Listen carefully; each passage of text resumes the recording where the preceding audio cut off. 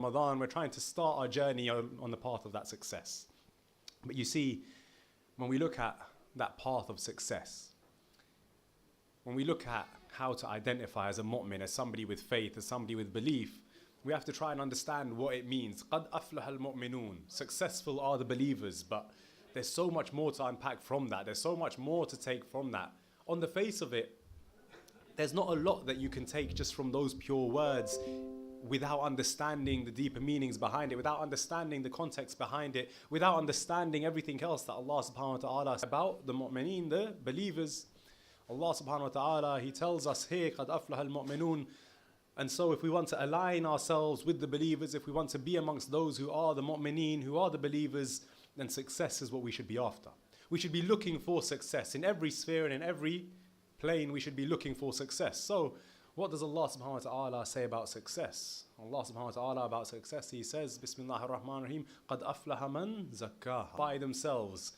And so if you want to be amongst those successful few who are counted as mu'mineen, as believers, as the faithful, you have to purify yourself. And that's what we're working on this Ramadan.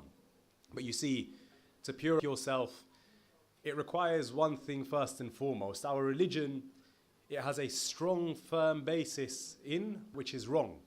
When we recite our shahada, when we recite our kalima, when we bear witness to the oneness of Allah subhanahu wa ta'ala, the existence of a God who created us, who designed us, who maintains and sustains us in every moment of every day, what do we say? We say, Bismillah ar-Rahman ar-Rahim, we say, La ilaha illallah. La except for Allah. What are we doing? We're rejecting all the false gods and all the false deities, all the false powers that may be. And once we've rejected all of those, we make room for Allah subhanahu wa ta'ala in our hearts. We first reject that which is wrong and then we accept that which is right because we're making room for it. In a narration, a hadith of our 8th Imam, Imam Ali Raza alayhi salatu wassalam,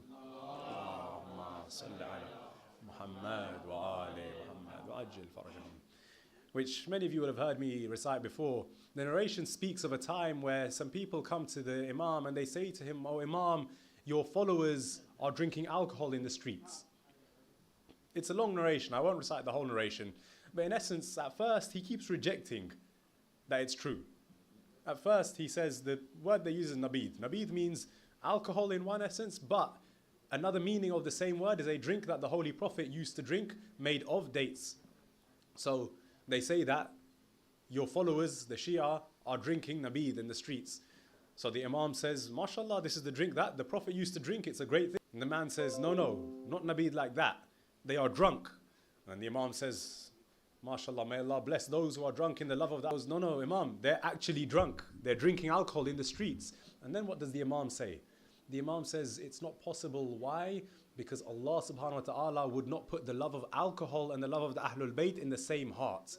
Meaning what? First, we have to purify ourselves, get rid of all of the impurities, and only then can we accept what we call this success. Only then can we accept that purity. Only then can we accept that love of the Ahlul Bayt alayhimus salatu wassalam.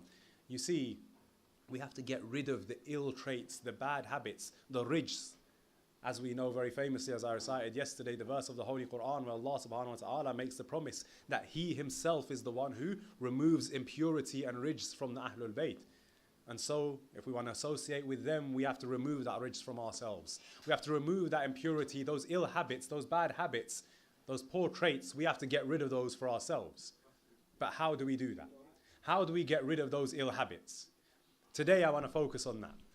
We're going to focus over the next few days on building our character, but first, we have to get rid of that which is bad from ourselves. So how do we do that? We have, according to the narrations and the teachings in Islam, 3 main sources where our ill traits and our bad habits come from within us. There's more than just 3, but the 3 main, the ones that will determine, this is slowly dropping. Abid, can you recite aloud salawat ala Muhammad wa ali Muhammad?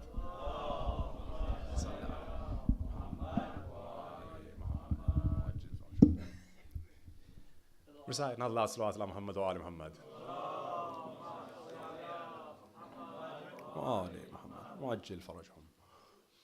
So the 3 sources from where ill characteristics, bad traits, bad habits, and eventually sin comes from within us, or the 3 main sources are what? The first is your tongue. The second is your stomach. And your third is the privates.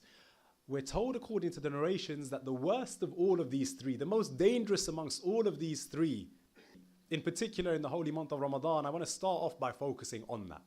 And in fact, when you look at the reality of the dangers that come from letting your stomach and your gluttony guide you and lead you over your intellect, when we look at those dangers, you realize that from the very beginning of our danger, you see, when you go to the gardens of paradise, when you go to the blissful Jannah, at the very beginning of the creation of mankind, who do we have in Jannah in that moment? We have none other than Nabi Adam and Bibi Hawa.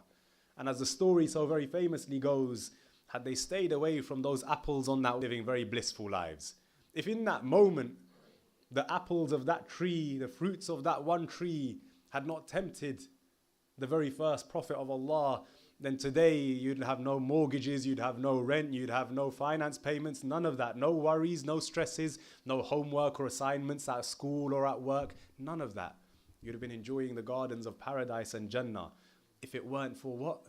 The temptations of the stomach. The very first thing that has happened to damage us as humans was what? The eating of the apple, the eating of the fruit of that one tree. And Allah subhanahu wa ta'ala, He said it in no uncertain terms. It says it in the Holy Quran.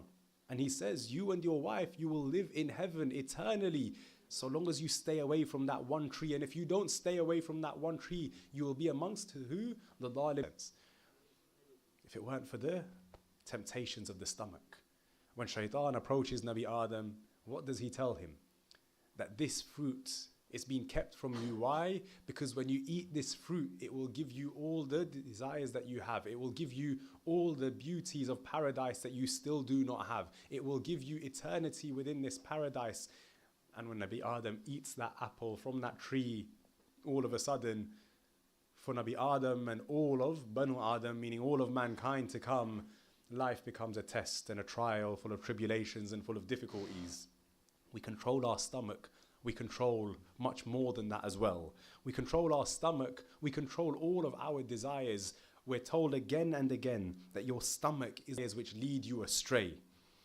And in fact, we have many narrations about your stomach and not allowing your stomach to lead you, not filling your stomach more than you need to. Imam Ja'far Sadiq alayhi salatu wasalam,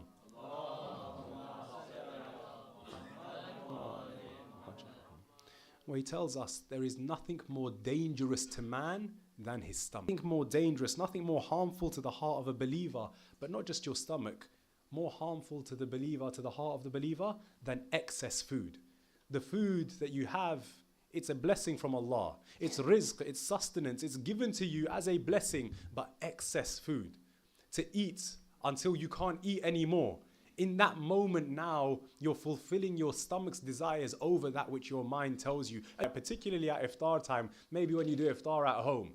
However much you're thinking, oh, I'm going to have this and this and this and this. It comes to iftar time, you have a little, you feel full, but you keep eating because the food's good, the food's nice.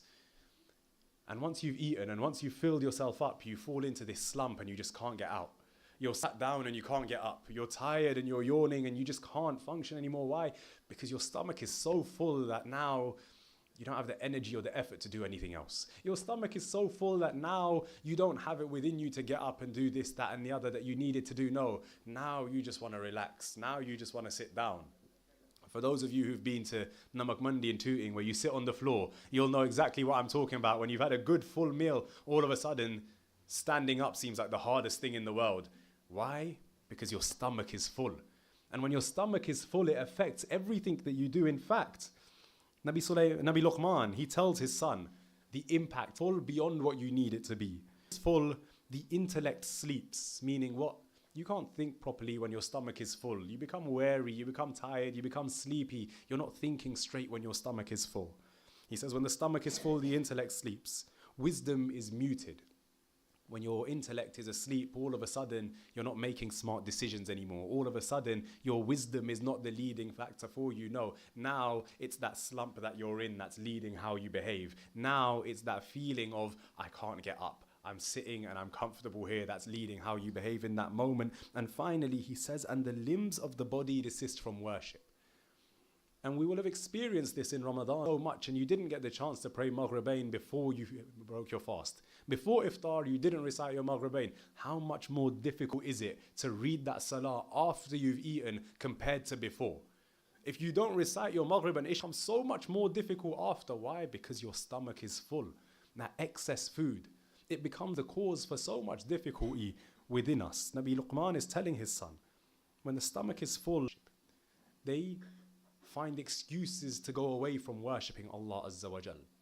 And so, the first thing that we have to control when we're trying to get rid of these bad habits, when we're trying to purify ourselves, the first thing to control is your stomach. Control your diet. And like we see with every other wisdom of Allah subhanahu wa ta'ala, when we do this, who does it benefit? It doesn't do anything for Allah. No, it benefits me and you. When we control how we eat, how much we eat, what we eat, all of a sudden, it's us who sees the benefit of it. It's us who is given the rewards for that. And speaking of how the limbs respond to our stomach being full, I move on to the second of the dangers, the second of the sources of ill traits within us, and that is your tongue. You see, we have many narrations about why your tongue is so dangerous, but it doesn't take all of these narrations to see it. Your tongue is that which can commit so many sins, but at the same time it can do so much good. We were speaking a moment ago about how a full stomach affects your limbs. See how your tongue affects your limbs as well. We have in a narration from our fourth Imam, Imam Zayn al-Abidin, Ali ibn al-Hussein alayhi salatu wassalam,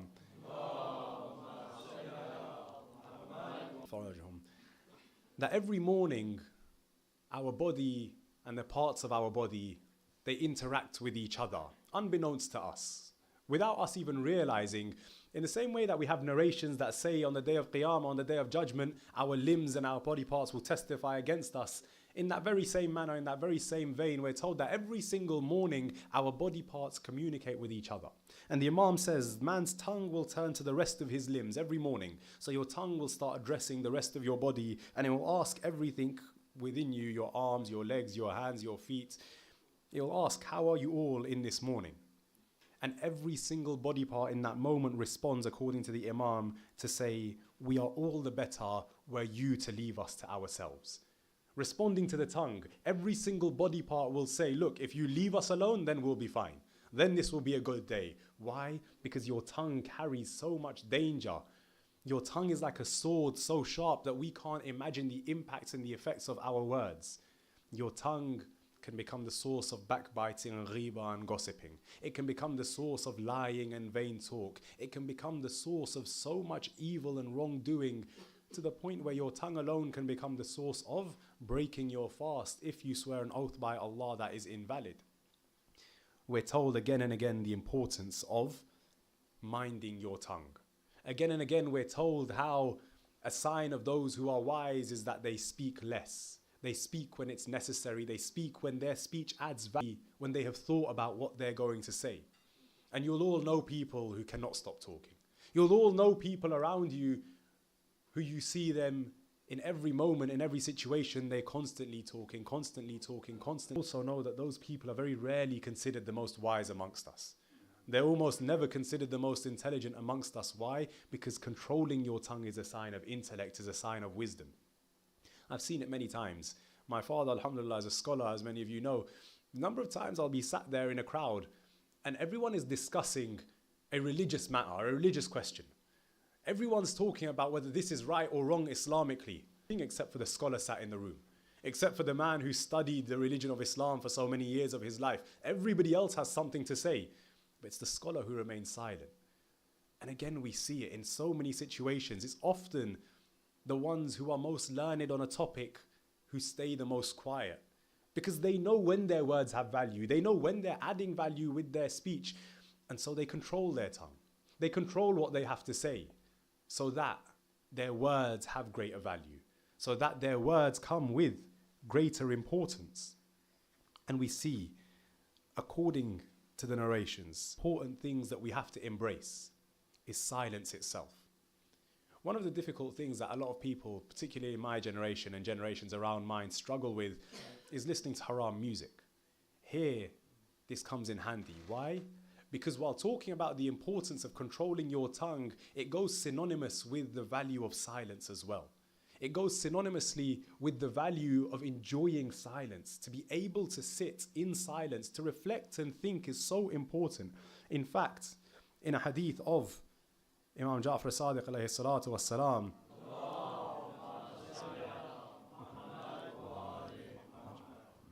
the Imam tells us that silence is a source of comfort for the intellect.